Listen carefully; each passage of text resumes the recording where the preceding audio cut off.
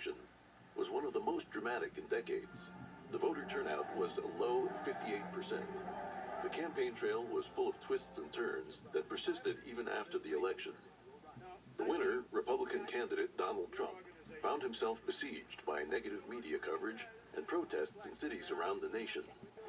The demonstrators held signs emblazoned with slogans such as, quote, "Not my president," declaring Trump to be racist, sexist, xenophobic, or a Nazi. There were demands for a recount and threats of impeachment. Investigative journalism has revealed that many of these protests were instigated by certain interest groups. As shown in America Under Siege, Civil War 2017, a documentary directed by Florida-based researcher Trevor Loudon, a significant portion of the demonstrators were, quote, "professional revolutionaries with ties to communist regimes and other authoritarian states, such as North Korea, Iran, Venezuela, or Cuba." Loudon's work also highlighted the role of two prominent American socialist organizations, the Stalinist Workers' World Party and the Maoist Freedom Road Socialist Organization. Having researched the communist movement since the 1980s, Loudon determined that left-wing organizations have made the United States their primary target for infiltration and subversion. The fields of American politics, education, media, and business have increasingly shifted to the left under the influence of well-placed individuals. Even as people around the globe cheered the triumph of the free world after the Cold War, communism was stealthily taking over public institutions of Western society in preparation for the final struggle. America is the light of the free world and carries out the God-given mission of policing the globe. It was the involvement of the United States that determined the outcomes of the world wars.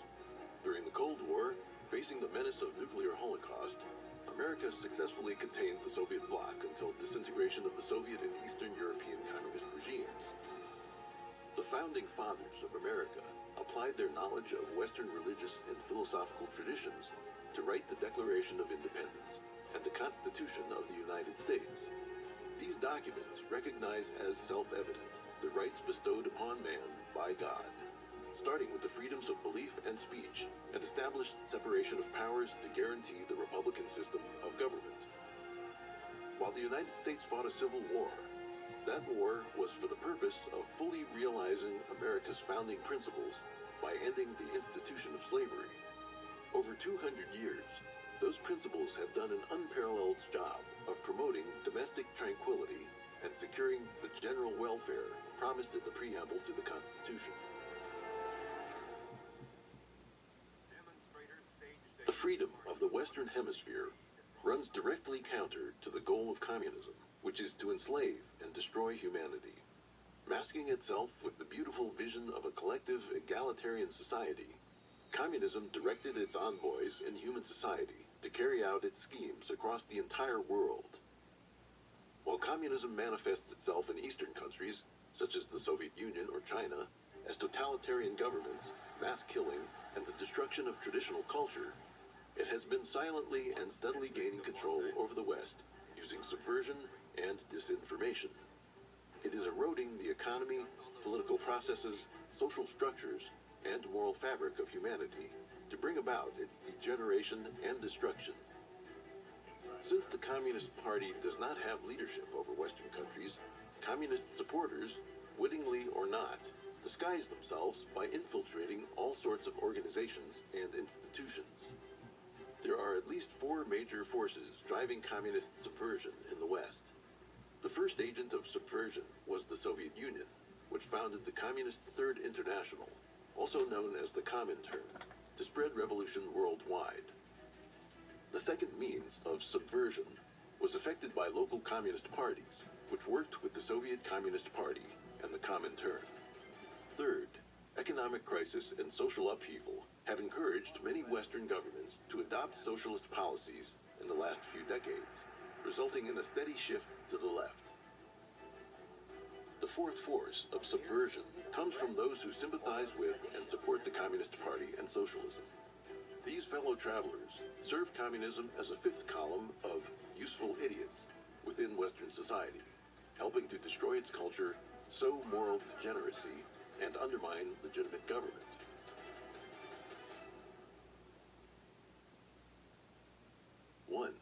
communism via violence and nonviolence.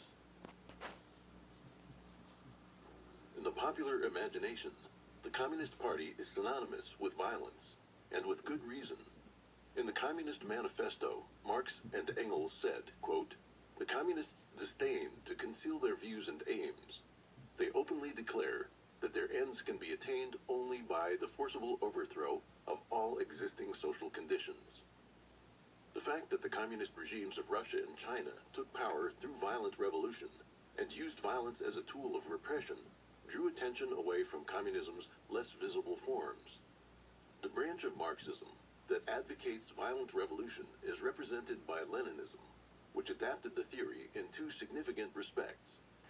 According to Marx, communist revolution would begin in advanced capitalist countries, but Lenin believed that socialism could be built in Russia, which was comparatively backward in its economic development. Lenin's second and more important contribution to Marxism was his doctrine of party building.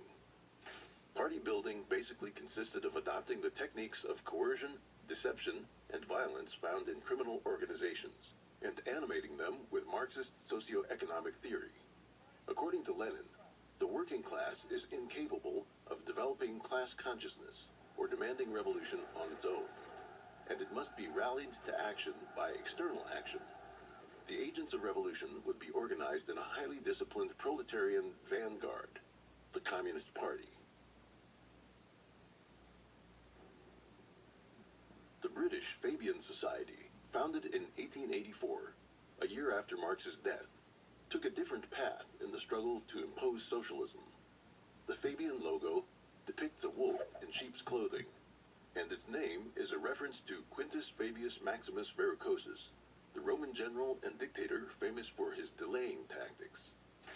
In the Fabian Review, the first pamphlet produced by the group, a note on the cover reads, quote, "For the right moment you must wait, as Fabius did most patiently when warring against Hannibal, though many censored his delays. But when the time comes, you must strike hard as Fabius did, or your waiting will be in vain and fruitless." To gradually bring about socialism, the Fabian Society invented the policy of, quote, permeation, to take advantage of available openings in politics, business, and civil society. The Fabian Society does not restrict the activities of its members, but encourages them to advance socialist aims by joining suitable organizations and ingratiating themselves with important figures such as cabinet members, senior administrative officials, industrialists, university deans, or church leaders. Sidney Webb, chairman of the Fabian Society, wrote, "As a society, we welcomed the adhesion of men and women of every religious denomination or of none, strongly insisting that socialism was not secularism, and the very object and purpose of all sensible collective action was the development of the individual soul, or conscience, or character. Nor did we confine our propaganda to the slowly emerging Labor Party, or to those who were prepared to call themselves socialists, or to the manual workers, or to any particular class. We put our proposals, one by one, as persuasively as possible, before all who would listen to them. Conservatives, whenever we could gain access to them, the churches and chapels of all denominations, the various universities, and liberals and radicals, together with the other socialist societies at all times. This we called permeation, and it was an important discovery." Many members of the Fabian Society were young intellectuals. They made speeches and published books, magazines, and pamphlets across society. In the 20th century, the Fabian Society moved to the political scene. Webb became the Fabian representative in the newly formed Labor Representation Committee of the Labor Party. In the Labor Party, Webb drafted its party constitution and party program. Taking a lead role in forming policy, Webb endeavored to make Fabian socialism the guiding ideology of the party. The Fabian Society later acquired influence in the United States, where multiple groups exist in the liberal arts faculties across many universities. Whether Lenin's violent communism or the Fabian Society's nonviolent communism, both are manipulated by communism's evil specter and have the same ultimate aim. Lenin's violent communism does not reject nonviolent means. In his book, Left-Wing Communism and Infantile Disorder, Lenin criticized the communist parties of Western Europe that refused to cooperate with what he called the, quote, reactionary labor unions, or to join the, quote, capitalist national parliament.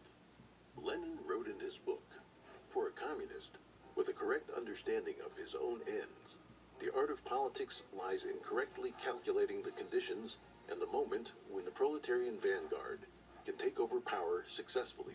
He must decide when, after this assumption of power, that vanguard will be able to obtain adequate support from sufficiently inclusive strata of the working class and non-proletarian laboring masses, and when it will be able to maintain, consolidate, and extend its supremacy, educating, training, and attracting ever-widening circles of the laboring masses.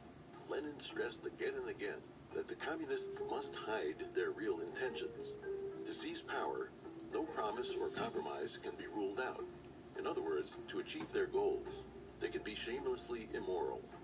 On the road to power, both Russia's Bolshevik Party and the CCP utilized violence and deception to the utmost.